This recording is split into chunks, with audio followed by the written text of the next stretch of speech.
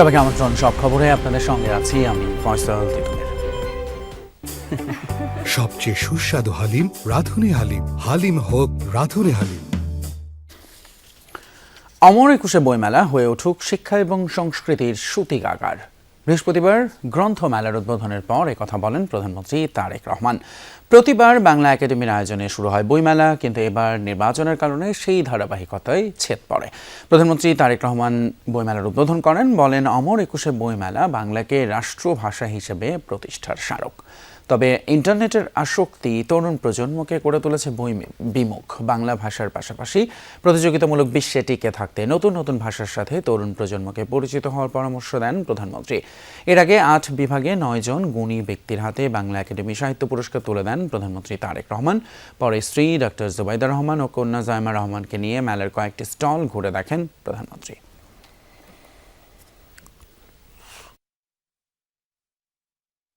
বইমেলা শুধু একটি নির্দিষ্ট মাসে বাংলা একাডেমি প্রাঙ্গণ ও সোহরাওয়ার্দী উদ্যানে সীমাবদ্ধ না রেখে বরং সারা বছর দেশের সব বিভাগ, জেলা ও উপজেলায় আয়োজিত করা যেতে পারে। এ ব্যাপারে বই প্রকাশকগণ উদ্যোগী হয়ে ভূমিকা রাখতে পারেন বলে আমি মনে করি। এদিকে প্রথম দিনেই ক্রেতা আর দর্শনার্থীর সরব উপস্থিতি হাসি ফুটিয়েছে প্রকাশকদের মুখে। নানা সমীকরণ আর কাটাছেড়ে এবারের মেলা সাকুল্যে 18 দিনের। রমজান মাস হওয়ায় ক্রেতাদের উপস্থিতি আর বইয়ের কাটতি নিয়ে শঙ্কায় ছিলেন প্রকাশকরা।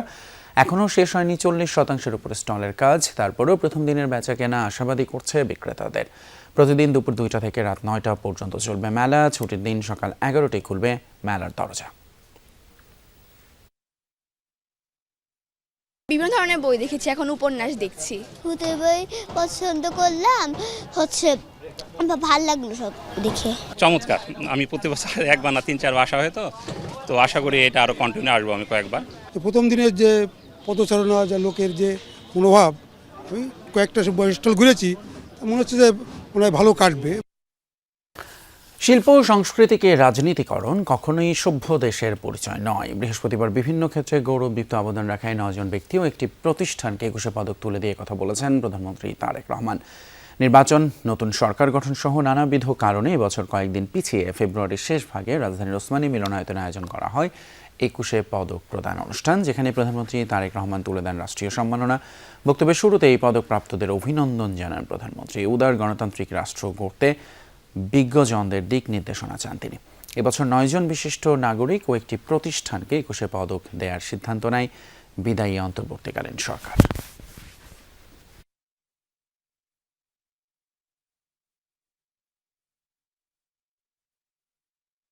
শিক্ষা, গবেষণা এবং শিল্প সাহিত্য চর্চাকে রাজনীতিকরণ করা কখনোই সভ্য সমাজের পরিচয়ক নয়। শিক্ষা, সাহিত্য, শিল্পকলা, বিজ্ঞান ও প্রযুক্তি অর্থাৎ জ্ঞান বিজ্ঞানে সব শাখায় যাতে দেশ এগিয়ে যেতে পারে, নৈতিক মানসম্পন্ন তেমন একটি উদার গণতান্ত্রিক রাষ্ট্র ব্যবস্থা প্রতিষ্ঠার লক্ষ্যে বর্তমান গণতান্ত্রিক সরকার অবশ্যই কাজ করবে। নির্বাচনী ইস্তেহার অনুযায়ী এবার সুদ সহ কৃষি ঋণ মওকুফের সিদ্ধান্ত নিল সরকার। বৃহস্পতিবার সকালে প্রধানমন্ত্রী তারেক রহমানের সভাপতিত্বে মন্ত্রিপরিষদের প্রথম বৈঠকে এই সিদ্ধান্ত নেওয়া হয়।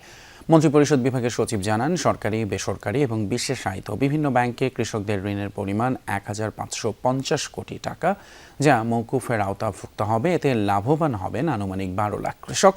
এতে কৃষকদের যেরকম ঋণের বোঝা কমবে, তেমনি কৃষকদের আগ্রহ বাড়বে শস্য, মৎস্য এবং পশুপালন খাতে। শস্য, ফসল, মৎস্য ও পশুপালন খাতে 10,000 টাকা পর্যন্ত কৃষি ঋণ সুদ সহ মওকুফের সিদ্ধান্ত গ্রহণ করেছে। এর মূল লক্ষ্য হল দরিদ্র কৃষকদের সামাজিক নিরাপত্তা নিশ্চিত করা এবং কৃষি খাতের মেরুদণ্ডকে শক্তিশালী করা। এই মওকুফ প্রক্রিয়ার মাধ্যমে কৃষকদের ক্রেডিট কার্ড, ক্রেডিট রেকর্ড বা ঋণ মান ভালো হবে। চলমান পুনর্বিন্যাসের অংশ হিসেবে বাংলাদেশ সেনাবাহিনীতে 1 সপ্তাহের মধ্যে দ্বিতীয় দফা শীর্ষ পর্যায়ে রদবদল হয়েছে।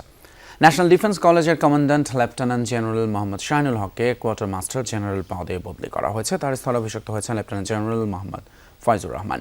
19 পদাতিক ডিভিশনের GOC major general Hossain Al Morshed সেনা সদরের নতুন অ্যাডজুট্যান্ট জেনারেল হয়েছেন।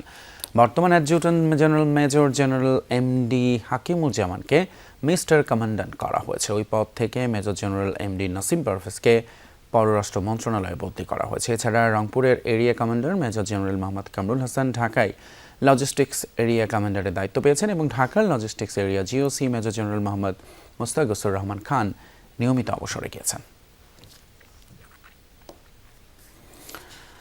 পুলিশের পোশাক নিয়ে সরকার এখনও কোনো সিদ্ধান্ত নেয়নি, তবে পুলিশ অ্যাসোসিয়েশনের দাবি তারা পুরনো পোশাকে ফিরতে চান, জানিয়েছেন স্বরাষ্ট্রমন্ত্রী সালাউদ্দিন আহমদ। বৃহস্পতিবার সচিবালয়ে স্বরাষ্ট্রমন্ত্রী সালাউদ্দিন আহমদ সাংবাদিকদের জানান, জুলাই গণ অভ্যুত্থানের পর পুলিশ নানা সংকটের মধ্যে পড়ে যায়। থানাতে আগুন, লুট, গ্রেপ্তার ভয়ে অনেক পুলিশ কর্মকর্তা পালিয়ে যায়, তাই জনবল সংকটের মধ্যে পড়ে পুলিশ বাহিনী। আর এই সংকট কাটাতে জনবল বাড়ানোর উদ্যোগ নিয়েছে সরকার। শিগগিরই নিয়োগ দেওয়া হবে 10,000 কনস্টেবল এবং 180 জন সার্জেন্ট। পর্যায়ক্রমে নিয়োগ দেওয়া হবে সাব ইন্সপেক্টর। এবার এজন্য অর্থ মন্ত্রণালয়ে প্রস্তাব পাঠানো হবে।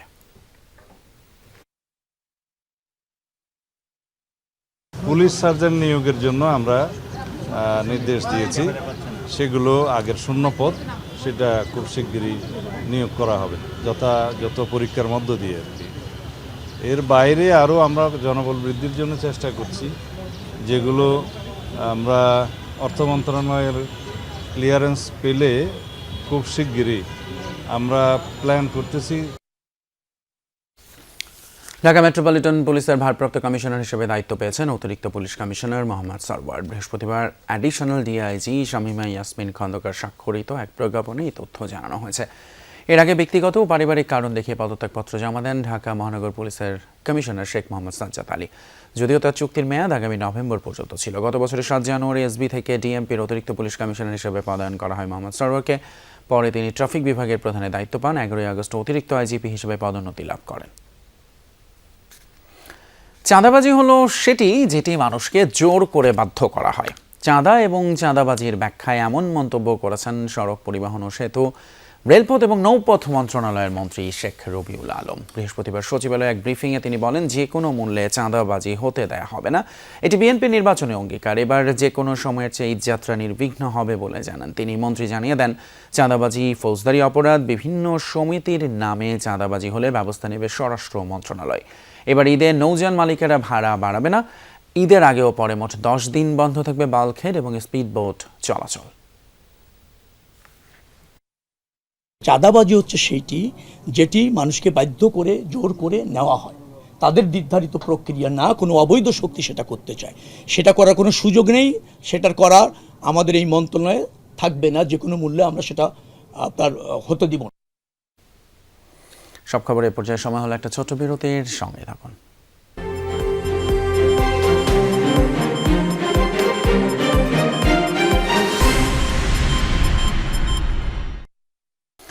সংসদের প্রথম অধিবেশনে রাষ্ট্রপতির অভিশংসনের ব্যাপারে প্রস্তাব উত্থাপন করতে চায় এবং এ ব্যাপারে ইতিবাচক বলে জানিয়েছে 11 দলীয় জোট। জাতীয় নাগরিক পার্টি এনসিপির জ্যেষ্ঠ যুগ্ম আহ্বায়ক আরিফুল ইসলাম আদিব এমনটা বলেন, জোটের সব দলে এই প্রস্তাব উত্থাপনের ব্যাপারে ইতিবাচক থাকবে বলে মনে করে এনসিপি। বৃহস্পতিবার সন্ধ্যায় এনসিপির প্রথম প্রতিষ্ঠাবার্ষিকী উপলক্ষে রাজধানী বাংলা মোটরের প্রধান কার্যালয়ে সংবাদ সম্মেলনে এসব কথা জানান তিনি। বলেন, বিএনপি যদি ফ্যাসিবাদের দিকে ফিরে যেতে চায় তাহলে দেশের জনগণই তাদের প্রতিহত করবে।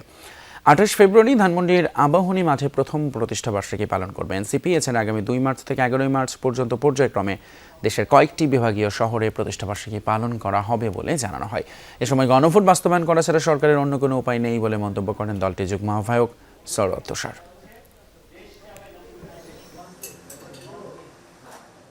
আগামী 28 ফেব্রুয়ারি 1 বছর পূর্তি হবে। সেক্ষেত্রে আমাদের দল সর্বোচ্চ চেষ্টা করবে অতি দ্রুত সময়ের মধ্যে কাউন্সিল গঠনের। তত্ত্বাবধায়ক সরকার ব্যবস্থা এটা ছিল জনগণের আন্দোলনের ফসল। সেটাকে যখন আওয়ামী লীগ এসে 2/3 জোরে বাতিল করে দিয়েছিল এই 2011 সালে, এটার কনসিকুয়েন্স কিন্তু আওয়ামী লীগকে ফেস করতে হয়েছে। ফলে এখন যারা গণভোটকে অবজ্ঞা করবে, গণভোটকে যারা অবৈধ কিংবা গণভোটের রায় আমরা মানতে বাধ্য না, এই সমস্ত কথা যারা বলবে, বাংলাদেশের জনগণও তাদের ব্যাপারে সিদ্ধান্ত নেবে বলে আমরা মনে করি। জুলাই জাতীয় সনদ বাস্তবায়নের লক্ষ্যে অনুষ্ঠিত গণভোটের ফলাফলে বড় ধরনের সংশোধনী এনেছে নির্বাচন কমিশন, যার আলোকে নতুন করে গেজেট প্রকাশ করেছে প্রতিষ্ঠানটি। নতুন সংশোধনী অনুযায়ী পূর্বে ঘোষিত ফলাফলের তুলনায় হ্যাঁ এবং না মিলিয়ে ভোটদানকারী ভোটারের সংখ্যা কমেছে 10,73,616 জন, যার মধ্যে 9,74,660 হ্যাঁ ভোট কমে বর্তমানে সংখ্যা 4,72,25,980 এবং 1,11,493টি না ভোট কমে দাঁড়িয়েছে 2,19,60,231। এর আগে 13 ফেব্রুয়ারি জারি করা গেজেটে বলা হয় গণভোটে 4,82,660টি হ্যাঁ ভোট পড়েছে, অন্যদিকে 2,20,71,426 জন ভোটার না ভোট দিয়েছে। বৃহস্পতিবার নির্বাচন কমিশনের কার্যালয়ে সিনিয়র সচিব আক্তার আহমেদ স্বাক্ষরিত এক অতিরিক্ত গেজেটের মাধ্যমে এই সংশোধনীর তথ্য জানানো হয়। মোহাম্মদপুরের জেনেভা ক্যাম্পে অভিযান চালিয়ে বেশ কয়েকজনকে আটক করেছে আইনশৃঙ্খলা বাহিনী। ইফতারের পরপরই মোহাম্মদপুর পুলিশ, ডিএমপির সোয়াট টিম এবং প্রশিক্ষিত ডগ স্কোয়াডের 2 শতাধিক সদস্য এই অভিযানে অংশ নেয়। ঘনবসতিপূর্ণ জেনেভা ক্যাম্পের ভেতরে কয়েকটি দলে বিভক্ত হয়ে চিরুনি অভিযান শুরু হয়। এ সময় কয়েকজন সন্দেহভাজনকে আটক করা হয়, জব্দ করা হয় মাদক। মোহাম্মদপুরের অপরাধ প্রবণ এলাকাগুলোয় ঈদের আগ পর্যন্ত অভিযান চলবে বলে জানিয়েছেন কর্মকর্তারা। সব জায়গাতে আমাদের প্রত্যেক দিন আমাদের টিম কাজ করে আসছে। আমাদের বিপুল পরিমাণ মাদক উদ্ধার রয়েছে। এখন পর্যন্ত আমরা বেশ কয়েকজন আসামিকে আইনের আওতায় এনেছি। এই অভিযান চলমান থাকবে এবং কিশোর গ্যাংয়ের কোনো দৌরাত্ম্য এই মোহাম্মদপুর আদাবরে থাকবে না। আমরা সেভাবে কাজ করে যাচ্ছি। খুলনায় দিনে দুপুরে শেখ সোহেল নামে এক ব্যবসায়ীকে গুলি করে হত্যা করেছে দুর্বৃত্তরা। বৃহস্পতিবার দুপুরে নগরীর খানজাহান আলী আফিল গেট এলাকায় এই ঘটনা ঘটে। পুলিশ জানায় নিহত শেখ সোহেল ব্যক্তিগত মোটরসাইকেল মেরামত করার জন্য আফিল গেট পেট্রোল পাম্প সংলগ্ন একটি মোটর গ্যারেজে আসেন। এই সময় মোটরসাইকেলে করে আসা 2 যুবক তাকে লক্ষ্য করে গুলি ছোড়ে। এতে মাথায় গুলিবিদ্ধ হয়ে ঘটনাস্থলে নিহত হন তিনি। পরে ময়নাতদন্তের জন্য মরদেহ হাসপাতালে পাঠানো হয়েছে। হত্যার কারণ এবং জড়িতদের ধরতে কাজ করছে পুলিশ। এদিকে নিহত শেখ সোহেল নিষিদ্ধ পূর্ব বাংলা কমিউনিস্ট পার্টির নেতা এবং তার বিরুদ্ধে 2টি হত্যাসহ একাধিক মামলা রয়েছে। মুন্সিগঞ্জে কৃষি জমিতে কুড়িয়ে পাওয়া ককটেল বিস্ফোরণে গুরুতর আহত হয়েছে এক শিশু। স্থানীয়রা জানায় বৃহস্পতিবার বিকেলে মসজিদ থেকে কোরআন শরীফ পড়ে বাড়ি ফিরছিলেন মুস্তাফিজ। মুন্সিকান্দি এলাকার একটি আলু খেতে লাল টেপে মোড়ানো কিছু দেখতে পেয়ে সেটি হাতে তুলে নেন আর খেলার সময় বিকট শব্দে বিস্ফোরণ হলে গুরুতর আহত হন। এ বিষয়ে সদর থানার ওসি জানান, কে বা কারা ককটেলটি সেখানে ফেলে রেখেছিল সেটি জানার চেষ্টা চলছে।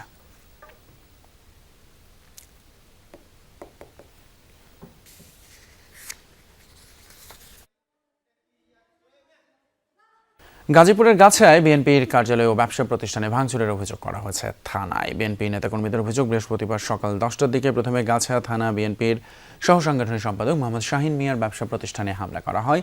পরে পাশের বিএনপি কার্যালয়ে হামলা ও ভাঙচুর চালায় দুর্বৃত্তরা। এই সময় তারা নগদ 7 লাখ টাকা এবং টেলিভিশন লুট করে নিয়ে যায়। এই ঘটনায় কার্যক্রম নিষিদ্ধ আওয়ামী লীগ নেতাকর্মীদের দায়ী করছে ক্ষতিগ্রস্তরা। পুলিশ বলছে ঝুট ব্যবসাকে কেন্দ্র করে এই হামলা ও ভাঙচুরের ঘটনা ঘটেছে। ভুক্তভোগীদের অভিযোগের ভিত্তিতে তদন্ত করে প্রয়োজনীয় ব্যবস্থা নেওয়া হবে। সকাল 9:30 দিকে শুনতে পাই যে বিএনপি নেতা শাহিনের অফিস ভাঙচুর করেছে।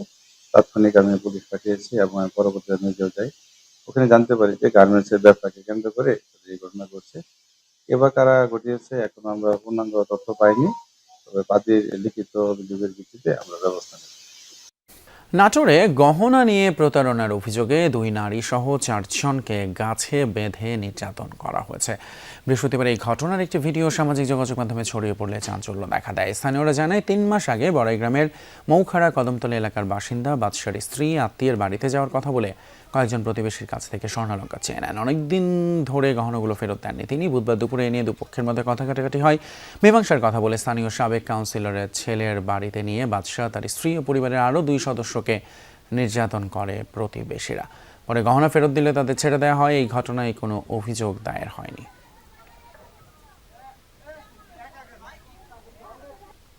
সব খবরের পর্যায়ে সময় হলো আরেকটা ছোট্ট বিরতির সঙ্গে থাকবে।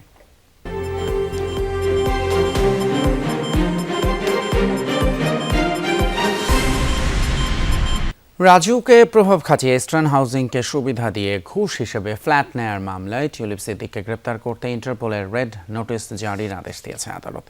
বৃহস্পতিবার ঢাকা মহানগর দায়রা জজ আদালত দুদকের আবেদনের প্রেক্ষিতে আদেশ দেয়। এর আগে রাজুকের একাধিক প্লট দুর্নীতির মামলায় টিলু সিদ্দিককে বিভিন্ন মেয়াদে কারাদণ্ড দেওয়া হয়। এছাড়া এদিন দুদকের আবেদনে সাবেক ভূমিমন্ত্রী সাইফুজ্জামান চৌধুরী জাবেদের মালিকানাধীন যুক্তরাজ্যে ২৭ কোটি পাউন্ডের বেশি মূল্যের মোট ৫১৮টি স্থাবর সম্পদ জব্দের আদেশ দিয়েছে মহানগর দায়রা জজ আদালত।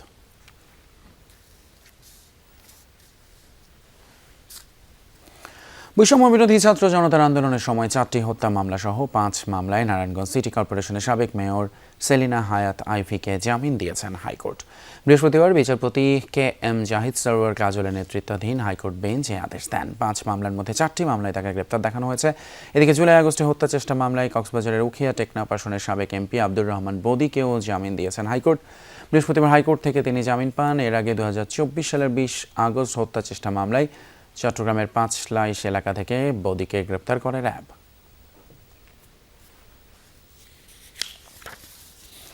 কারিগরি শিক্ষাকে গুরুত্ব দিয়ে সরকার নতুন কর্মসংস্থান সৃষ্টি করতে চায় বলে জানিয়েছেন শিক্ষা প্রতিমন্ত্রী ববি হাজ্জাজ। তিনি বলেন, প্রতিশ্রুতি অনুযায়ী 1 কোটি নতুন চাকরির ব্যবস্থা করা হবে। বৃহস্পতিবার অতীশ দীপঙ্কর বিজ্ঞান ও প্রযুক্তি বিশ্ববিদ্যালয়ে আয়োজিত পলিসি ডায়ালগে শিক্ষা প্রতিমন্ত্রী যুব সমাজে বিনিয়োগের মাধ্যমে দক্ষ বাংলাদেশ গড়ার আহ্বান জানান। অনুষ্ঠানে সভাপতিত্ব করেন অ্যাডাস বোর্ড অফ ট্রাস্টিজের চেয়ারম্যান শামসুল আলম লিটন। তিনি শিল্প খাতের সঙ্গে একাডেমিয়ার কার্যকর সমন্বয়ের উপর গুরুত্ব আরোপ করেন। এ সময় উপস্থিত ছিলেন অ্যাডাস বোর্ডের সিনিয়র ভাইস চেয়ারম্যান সহ অন্যরা।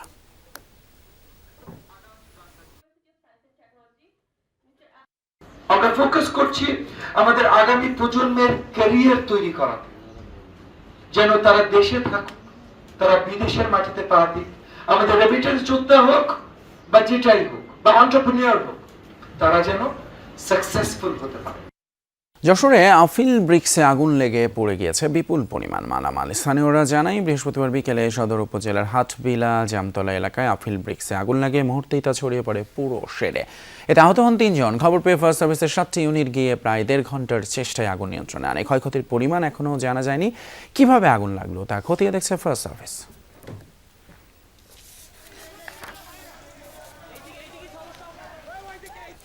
সুনামগঞ্জ চিফ জুডিশিয়াল ম্যাজিস্ট্রেট আদালতের হাজতখানায় জামিনপ্রাপ্ত আসামিদের মুক্তি দিতে ঘুষ নেয়ার ঘটনায় অভিযুক্তদের বিরুদ্ধে ব্যবস্থা নেওয়ার নির্দেশ দিয়েছেন আদালত। বৃহস্পতিবার chief judicial magistrate Mohammad Habibur Rahman Chowdhury স্বাক্ষরিত চিঠিতে পুলিশ সুপারকে এই ব্যবস্থা নেওয়ার নির্দেশ দেওয়া হয়। চিঠিতে উল্লেখ, যমুনা টেলিভিশনের সংবাদের একটি ভিডিও সামাজিক মাধ্যমে প্রকাশ পায়। ভিডিওতে দেখা যায় আদালতের হাজত থানায় কর্মরত পুলিশ সদস্য ATSI রফিক এবং কনস্টেবল সাইফুল জামিননামা জেল হাজতে পাঠানোর জন্য সেবাগ্রহীতার কাছ থেকে ঘুষ দাবি করেছেন। এই ঘটনায় অভিযুক্তদের বিষয়ে তদন্ত কমিটি গঠন করে পুলিশ সুপারকে তাদের বিরুদ্ধে ব্যবস্থা নেওয়ার কথা বলা হয়। এর আগে বুধবার পুলিশের ঘুষ নেওয়ার চিত্র নিয়ে সংবাদ সম্প্রচার করে যমুনা টেলিভিশন।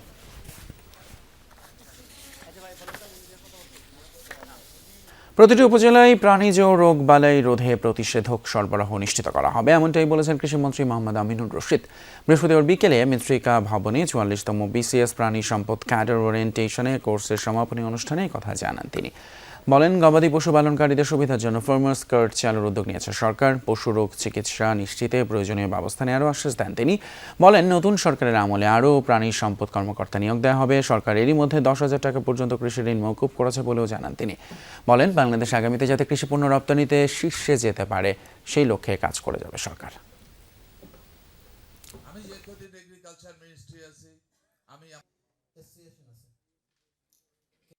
প্রধান রপ্তানি পণ্য হিসাবে আমরা চিহ্নিত করতে চাই অ্যাগ্রো প্রোডাক্টকে, কারণ একমাত্র প্রোডাক্ট অ্যাগ্রো প্রোডাক্ট যার value addition sometime more than 1000%। পোশাক শিল্প পরিবার থেকে ত্রয়োদশ জাতীয় সংসদ নির্বাচনে নির্বাচিত সংসদ সদস্যদের সংবর্ধনা দিয়েছে BGMEA। বিকেলে আর্মি গলফ ক্লাবে নির্বাচিতদের ক্রেস্ট উপহার দেওয়া হয়। সংসদ নির্বাচনে এবার তৈরি পোশাক খাতের উদ্যোক্তাদের মধ্যে নির্বাচিত হয়েছেন 16 জন সংসদ সদস্য। পোশাক মালিকদের শীর্ষ সংগঠন BGMEA নির্বাচিত এমপিদের অভিনন্দন জানায়। BGMEA এর সভাপতি মাহমুদ হাসান খান বলেন, সমন্বিতভাবে কাজ করে পোশাক খাতকে অনন্য উচ্চতায় নিতে হবে, তবে যৌক্তিক দাবি পূরণ করতে হবে। ব্যবসার ব্যয় সহনীয় এবং ব্যবসা সহজ করার ক্ষেত্রে কার্যকর উদ্যোগ নেওয়ার আহ্বান জানান। সংসদ সদস্যরা এই খাতের সমৃদ্ধি কামনা করেন। বলা হয়, পোশাক খাত বিস্তৃত হলে কর্মসংস্থান বাড়বে। পরে দোয়া এবং ইফতার মাহফিলে অংশ নেন সবাই।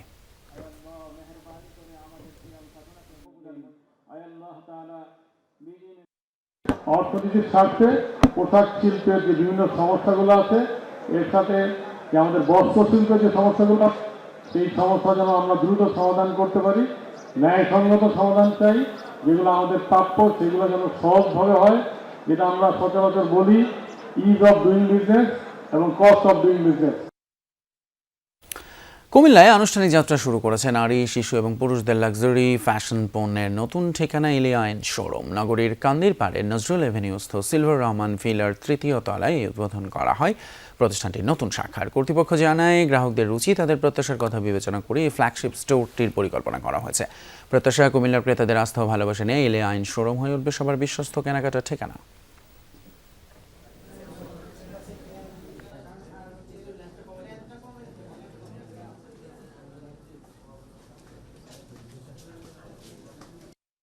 আমরা সবসময় চেষ্টা করি আমাদের প্রত্যেকটা কাস্টমারের জন্য একটা রুচিশীল, মানসম্মত লাক্সারি শপিং এক্সপেরিয়েন্সকে নিশ্চিত করা, এবং এটা আমাদের মেইন প্রায়োরিটি। দর্শক, ছিল আমাদের আজকের সব খবরের আয়োজন। এতক্ষণ সাথে থাকার জন্য ধন্যবাদ আপনাদের সবাইকে।